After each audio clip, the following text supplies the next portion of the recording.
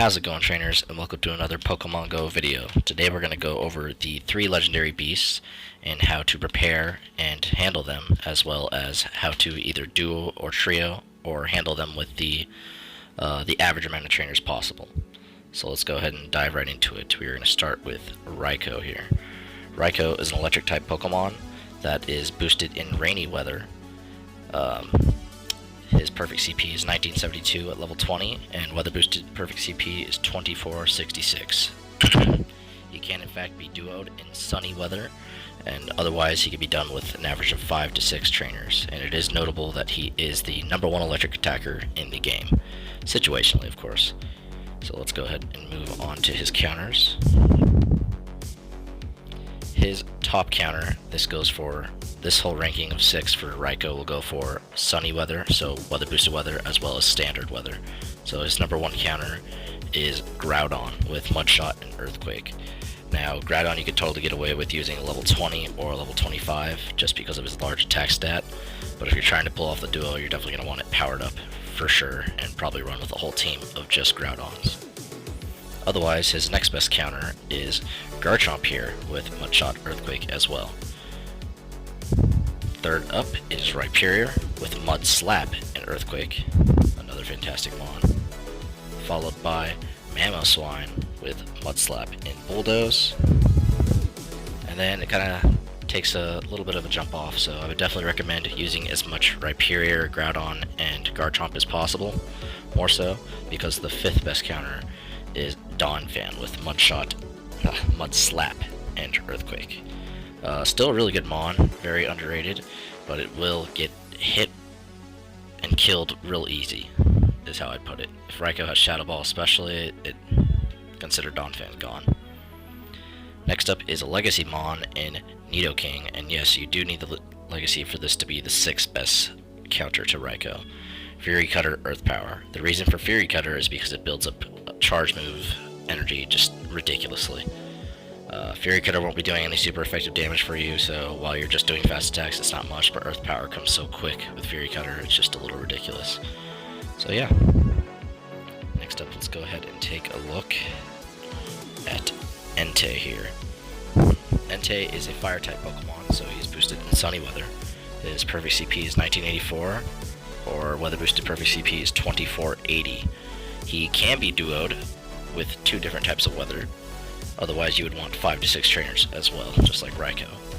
Now, in neutral weather, we're going to go with 4 different weather scenarios. In just average neutral weather, so not counting sunny, partly cloudy, or rainy, the top counter to Entei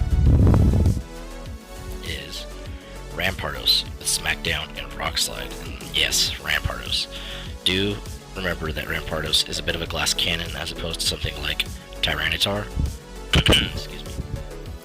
So, just know that. Next up is Kyogre with Waterfall and Hydro Pump. Still the best water attacker, no matter what anybody says. But third up is Kingler with Bubble and Crabhammer. Welcome to the club, Kingler. Fantastic.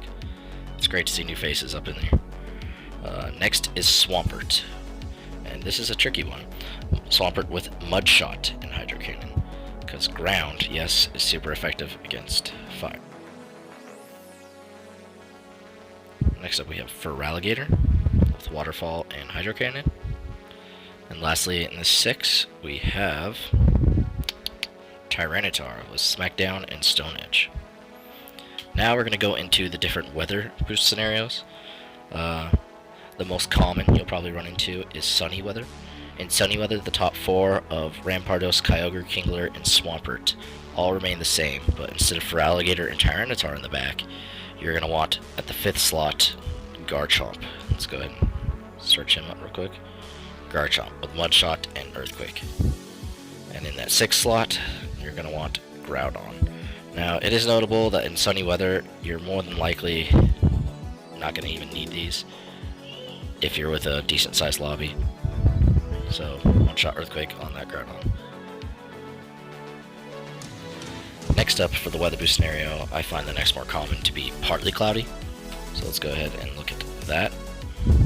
In partly cloudy weather, Rampardo still remains the top counter, of course, because now he is weather boosted with Smackdown and Rock Slide. Second up is Tyranitar with Smackdown and Stone Edge. And then Rhyperior. You can see that this Rhyperior has Mud Slap Earthquake. Do not use that moveset. You want Smackdown Stone Edge on Rhyperior against Entei. Followed up in the 4th slot by Kyogre with Waterfall and Hydro Pump. And 5th would be Kingler with Bubble and Crabhammer. And 6th, a fun Pokemon, is Aerodactyl. And I have the wrong moveset on this one, but you're going to want Rock Throw and Rock Slide as opposed to Energy Power. Energy Power is good too, but if you really want to use Aerodactyl to its best potential against Entei, you want Rock Throw and Rock Slide. And the last scenario for Entei is rainy weather, of course. Water is super effective against fire. The top counter in that situation is, of course, Kyogre with Waterfall and Hydro Pump. Followed up by Kingler with Bubble and Crabhammer. Welcome. Then Swampert, but this time with Swampert, you're going to want Water Gun Hydro Cannon. So go ahead and forgo the Mud Shot. Go with Water Gun Hydro Cannon. In the 4th slot, again, we have Feraligatr coming back with Waterfall and Hydro Cannon. And in the 5th slot, you're going to want Crawdaunt. Now, I don't have the charge move that's correct, but you're going to want Waterfall and Crabhammer, the new move that Kingler also got. It made Crawdaunt pretty good as well. And in the 6th slot, you want Old Faithful, Gyarados, Waterfall, and Hydro Pump. Those are the different weather scenarios for Entei. Keep in mind that I find the best duo weather-wise is partly cloudy because it weather boosts Rampardos and Tyranitar, and they're just monsters. Kyogre is still good in partly cloudy weather against Entei, so you could definitely get away with, let's say, double Rampardos, double Tyranitar, double Kyogre. Otherwise, you could go ahead with rainy weather and just run a whole buttload of Kyogres and Kinglers and Swamperts, and you'll probably be fine. Yeah. Next up, we're going to go ahead and take a look at Suicune. Suicune is a water-type Pokemon that is, of course, weather boosted in rainy weather. His perfect CP is 1704, and his weather boosted perfect CP is 2130. Now, he is more on the line of our duo trio. It definitely depends on weather and your counters. Otherwise, I would recommend 6 to 7 trainers to go ahead and handle this handsomely. Something to note on Suicune, as I've said in a previous video about Suicune, is he has interesting moves. His fast moves are Extra Sentry and Snarl, and then his charge moves are Hydro Bump, Water Pulse, and Ice Beam. Now, none of these are going to do anything against any of the electric type counters, so you're totally safe if you use electric types. So therefore, in rainy weather, you have the best average to duo, or trio, or just do great damage, because you're taking nothing but resisted damage. Otherwise, something to note about grass types is that most good grass types are sub-grass poison types, and poison is weak to psychic and ice. Extra Sensory, Suicune's fast move, is a psychic move, and Ice Beam, Suicune's charge move, is super effective against grass types. So there's 2 moves that you potentially have super effective against grass. So the Sunny duo is possible against the right moveset of Suicune. Otherwise, I would definitely recommend running with all electrics. But let's go ahead and look into the counters. So in just standard weather, let's say it's not rainy, it's not stony, let's just say it's partly cloudy. So in that neutral weather, the number 1 counter is Raikou with Thundershock and Wild Charge. Followed pretty closely by Electivire with the same moveset set of Thundershock and Wild Charge. Third up is Magnezone with Spark and Wild Charge. And something I do want to note about Magnezone here is because of his Steel typing, he just ridiculously resists anything Suicune has to do compared to even the other electric types. So when it comes to the duo, you'd definitely be safe running a whole buttload of Magnezone. Magnezone is a fantastic electric attacker thanks to its resistances. But going on for this neutral team, the 4th best is Roserade with Razor Leaf and Grass Knot, followed up by Luxray in the 5th spot with Spark and Wild Charge. And then lastly in the 6th spot is a legacy Pokemon from the Zapdos raid day, Zapdos with Thundershock and Thunder. Thundershock is a fast move that allows you to gain a ridiculous amount of charge energy, much like Fury Cutter or Nidoking. It's just really ridiculous. You can only get that fast move from a community day, so go ahead and try to trade people for it. It's a good legacy bond to have, especially if you get good IVs on it. So, and you're gonna want Thundershock and Thunderbolt. This one I have here has Thundershock and Thunder, but you want Thunderbolt. Next up, we're gonna go ahead and talk about sunny weather real quick. Let's see if this works. And grass. Alright, so in sunny weather, the #1 counter to Suicune is definitely Roserade, and it is by a pretty large margin with Razor Leaf and Grass Knot. Second on the totem pole is Sceptile with Bullet Seed and Frenzy Plant. Third is another community Pokemon in Venusaur with Vine Whip and Frenzy Plant. Yes, you want Vine Whip, not Razor Leaf.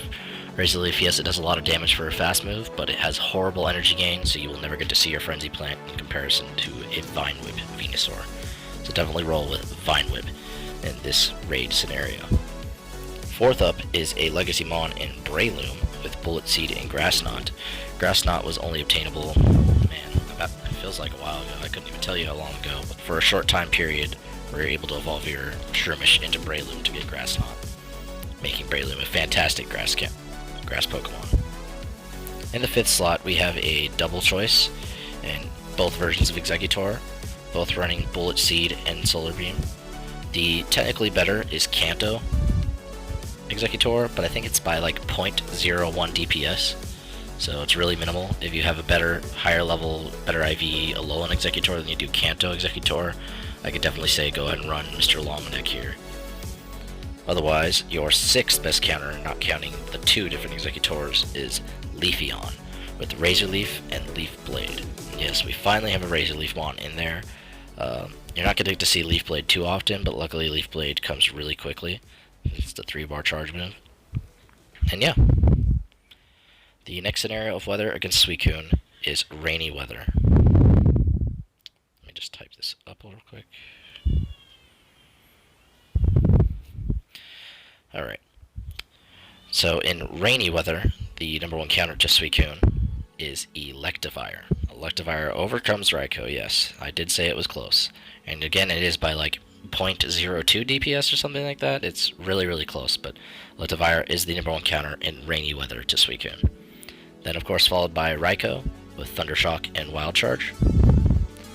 And then third up is, again, Zapdos again with that Thundershock Legacy Fast move and Thunderbolt for your charge move. Fourth up is Magnezone. Now, it may be fourth, but I definitely recommend it as far as resistances. It will last a lot longer than the others with Spark and Wild Charge. And fifth is Luxray with Spark and Wild Charge. Maybe you guys have a great IV Shiny that you want to power up, or a lucky Shiny, or just a lucky Luxray. It's a good mon, just not as good as the others. And sixth up is a very niche use of Pokemon in Mewtwo. Oops, sorry about that. With Psycho Cut and Thunderbolt. Now the reason you want Psycho Cut as opposed to Confusion is because just like say Vine Whip on grass types and Fury Cutter on Nidoking, Psycho Cut allows you to build up charge and energy for your charge moves so much more faster than Confusion. Yes, it does less damage, but the energy gain is unreal. You'll be seeing those Thunderbolts really, really fast. And yeah, Mewtwo, of course, resists all the charge moves that Suicune has to offer, but if Suicune has Snarl, you are going to be taking some super effective damage, but we all know that Mewtwo is a fantastic Pokemon otherwise. It could take some super effective damage and still get some work done. So those are the different team scenarios for all three of the beasts. Hopefully they serve you well and have some great luck out there duoing, trioing, or just getting some raids done and trying to get a shiny of these three, because as you can see, all three of these shinies are fantastic looking. Anyways, thank you guys for watching, and have a great day.